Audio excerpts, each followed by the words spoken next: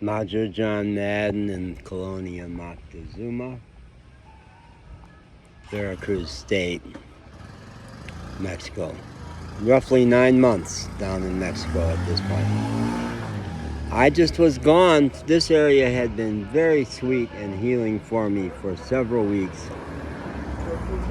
When I left El Diamante by the coast, my first variance from the coast came up here and had beautiful experiences, especially with Mariel and Arubio, my new friends here. I am going to go sit down. I'm standing in the sun because it's a lot warmer and it's a little too cool in the shade, but I think I need to sit for this. I am a romantic, one of the all-time world's great romantics, and I have had released in me the power of Kundalini. So it's clear to me that I am here to teach about the power of the great Freudian taboos, sex and aggression, and to do it theoretically and personally. And to do that, I have to learn all I can about love and eros. And my first 3 years on the road included lots of infatuation and a couple of almost romantic contacts. But the last couple of years, the direction has been more and more towards deeper connection, longer connection, more meaningful stuff. And in the 6 months since I got stranded in the little 400-person pueblo of El Diamante, that has gone on steroids. It's been a lot more intensity, a lot more learning. In that little pueblo, where mostly I knew the O'Reilly family around their restaurant and hotel, there was one 22-year-old restaurant server named Maritza. It was mutual for a long time, and I know that part of the reason I fell for her was because I was bored. 3 months in this tiny little pueblo, wonderful connections with that family, and especially with 3 dogs there, who became like my dogs, while I was grieving the loss of my fabulous dog, Magic, which had happened 2 days before I showed up there. Broken, very broken, and my car broken down, and I ended up needing expensive fixes that month after month I couldn't afford to do it all, and ended up being a total engine replacement. So there was Maritza there, and it was mutual until, ironically, she went off to Xalapa, where I just spent 6 weeks, the big city, capital of Vera Cruz State, up in the mountains, a magical, cosmopolitan, progressive, fascinating, quaint, European style, so mountainous and terrible weather.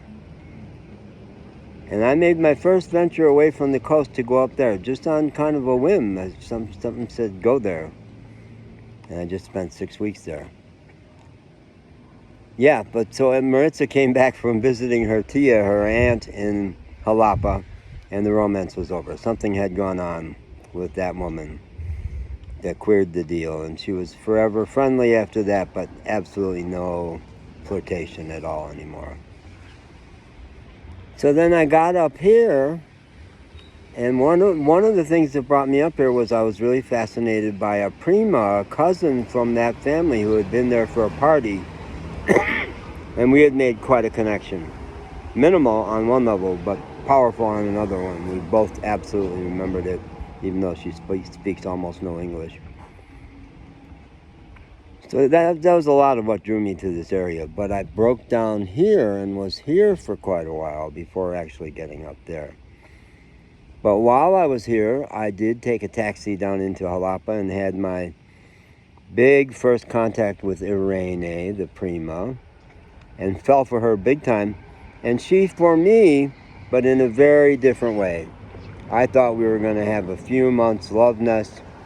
She thought she was going to shape me up gradually, get me out of my car, get me way more middle class, get me out of traveling so much, get me away from my crazy notion of non-monogamy. And she was going to turn me into the right man for her. So that did not work out. She wanted to use me as a prop in her life, to play a role in her life, not to be me. But I came back here and reported all that to Mario and Rubio. They became my romance coaches. And the other romance they coached me on here was a little street hustler named Ire down in Las Trancas, which is just down the mountain from here, the business section where I go to the Coppel store, who took me for all she could, all the while, 22-year-old, patting me on the butt, calling me baby, telling me how much she loved me. It took a few days and not anywhere near as much money as she wanted to get out of me, but really too much before I wised up to all that. All of this involves humiliations, embarrassments, realizations of my blind spot, my addictions, and my incredible longing for love and sex. Love and sex. The power of Eros, Kundalini, and love. And a big realization that, and a very basic love. I really realized this first in New Orleans when Pancho was dying, and I realized that if Pancho died, I would feel useless because I no longer had anybody to do for. And that's what I learned from my mom. It was transactional. I was the apple of her eye, but I was to play a role for her. I was to be a doctor and live out her dreams and make her happy, which I couldn't.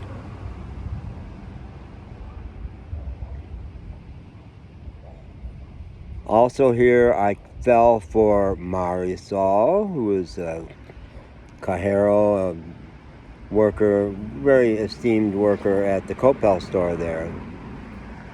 And I realized back here now that I fell in love not with her, but with her profile on WhatsApp, which was a stunningly beautiful picture that has to be 10 or 15 years ago, and a whole different person from who she is now. That didn't work out very well. Then from here, I went up to Xalapa for 6 weeks, and there was a string of them. There was Eloisa, who busked opera by Juarez Park. There was Joanna, the manager of the Big Don Justo Cafe right by Juarez Park. And finally, the big one was Marielle, my taxista, taxi driver who picked me up. And it looked big time. It looked big time. She was gorgeous and into me, and I was so into her, and she was intoxicating. And she wanted me to go to Cancun with her over the Christmas holidays. She has 3 houses and 3 cars. And we were going to do that. And it ended up, I did go, spent 2 nights at her apartment in Xalapa. And then I guess a total of 3 or 4 nights at her house in Cardel. Jose Cardel is the town halfway between here and Vera Cruz.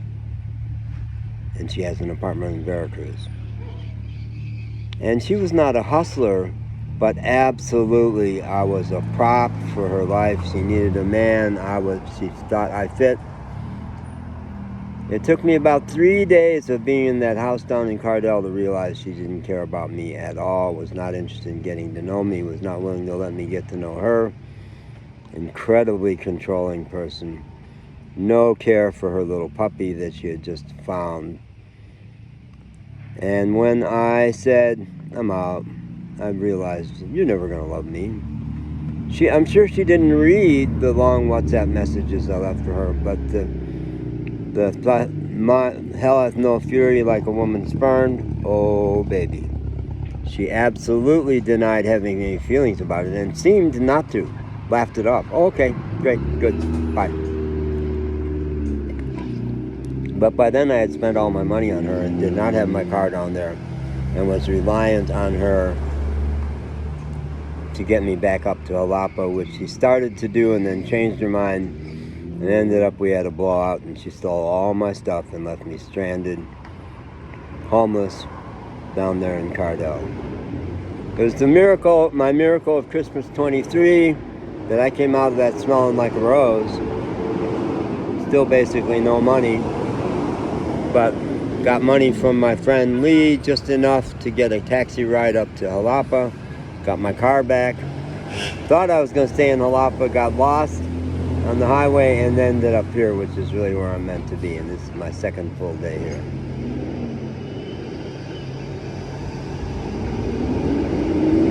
And it was another humiliation to realize I fell for the intensity, the excitement, the adrenaline, the way she shakes her hips, the way she dances, the way she sings, the way she flirts. I went hook, line, and sinker. But I caught it. And said, no, this is not all right. I won't settle for this. She attempted to ruin me, did not quite manage. So I'm here, and I'm loving it here, and I have another anywhere from 6 to 10 days before I get any money, and I'm negotiating to run a tab a couple places because I do have great friends here. And I'm learning about the power of Eros, the power of love. This morning I was watching scenes from not Saturday Night Fever, but even more Dirty Dancing, which was, it's a resort where people go and have affairs and stuff, and the staff serve them. I have to learn a lot more about that because my fantasy is to end up at a resort on the Riviera Maya and to be a personal companion to women there. And to love them, always. I'm realizing I'm a babe in the woods and way over my head, but still it feels like my calling. I'm just meant to learn, and some of it is painful. But not anywhere near as much as it could be. Yeah, I didn't spend the night on the street, and I was cozy in my van in the barrio over there last night. So, march on. My nickname with Mario and Rubio and the gang around the restaurant here is Johnny Lopez from Tampico. Left Tampico on the run, which I did. That's a whole story about why I had to stay ahead of the police in leaving Tampico. It's a great life, and I'm grateful for all of it. All of it. Yeah. Feliz Navidad. 3 days. 3 days from now.